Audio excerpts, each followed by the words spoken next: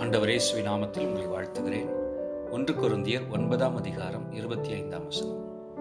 பந்தயத்திற்கு போராடுகிற யாவரும் எல்லாவற்றிலேயும் இச்சையடக்கமாயிருப்பார்கள்.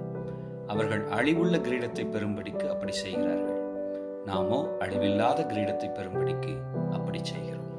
பிரியமானவர்களே, நாம் எடுத்து வைத்திருக்கிற இந்த பரிசுத்த பாதையின் ஓட்டமானது மிகவும் கவனமாக, தெளிந்த சிந்தையோடு, விழிப்போடு செய்யப்பட வேண்டிய ஒரு ஆவிக்குரிய பிரயாணம்.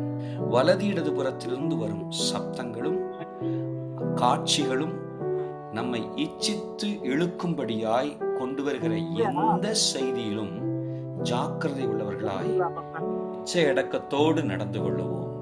எல்லாவற்றிலேயும் இச்சையடக்கமாயிருந்து அந்த அழிவில்லாத கிரீடத்தை பெற்றுக்கொள்ள கர்த்தர் நமக்கு ஜெயம் தருவாராக. Praise the Lord.